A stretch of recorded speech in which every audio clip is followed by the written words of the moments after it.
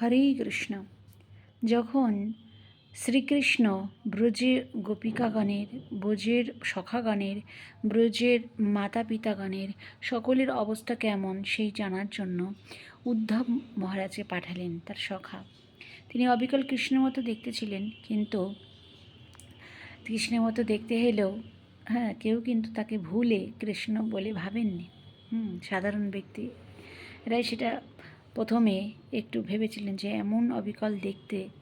কিন্তু উদ্ধব যখন এখানে এসে তার ব্রহ্মজ্ঞান বিস্তার লাভ করতে চাইছিলেন, কিন্তু যখন দেখলেন তার ব্রহ্মজ্ঞানের কোনোই মাহাত্ম্য নেই, এরা হচ্ছে সকল কিছুর ঊর্ধ্বে, সকল জ্ঞানের ঊর্ধ্বে, প্রেম ভক্তি লাভে সবাই লাভকারী, তখন তিনি নিজেই লজ্জিত হলেন এবং 10 মাস এখানেই বৃন্দাবনে কাটিয়ে গেলেন।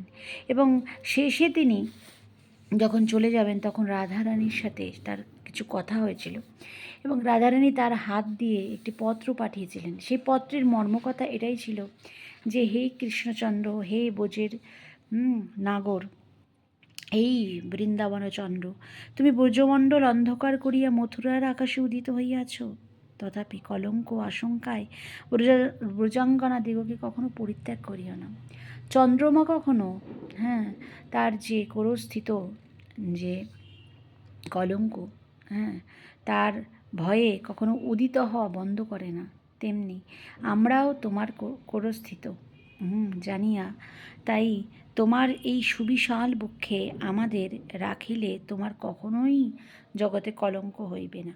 এরকম একটি চিঠি উদ্ধব মহারাজকে পাঠিয়েছিলেন। কিন্তু উদ্ধব মহারাজ যখন বলেছিলেন যে, হে রাধে, আমি যে আপনাকে দেখে গেলাম, আমি কি বলবো খুব তাড়াতাড়ি আপনাদের এই দুর্দশা দেখে আমার হৃদয় ফেটে যাচ্ছে, তাকে কি খুব তাড়াতাড়ি আসতে বলবো? তখন রাধারানী বলেছিলেন, না, কখনোই নয়।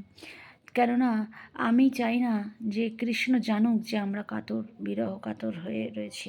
আমরা তার সুখেই আমাদের সুখ, আমাদের স্বসুখ বাঞ্ছা কিছুই নেই। তিনি যদি দূরে থাকুন, কাছে থাকুন, কিন্তু তিনি যদি দূরে থেকে সুস্থ থাকেন, ভালো থাকেন, সেটা শুনেই আমাদের সুখ। কিন্তু তিনি যে বিরহ কাতর, এ কথা তুমি এসে বললে আমাদের, তাতে আমাদের হৃদয় এত বজ্র কঠোর যে একটু বিগলিত হলো না, ফেটে গেল না বুক। এখনও বেঁচে আছি এই কারণে যে আমরা বেঁচে আছি যে শুধু একটা কথার কারণে, যে তিনি বলে গেছেন যে আবার আমি আসবো।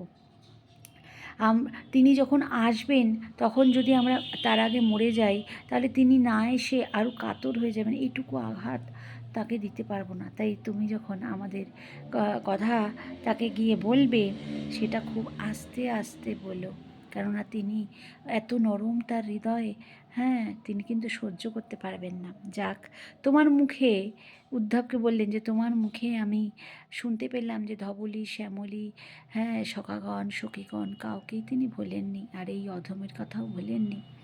তাই সেটা শুনেই আমাদের সুখ, সেটা শুনেই আমাদের এই কথা বলে উদ্ধব মহারাজকে তিনি বিদায় দিলেন। হরি বল।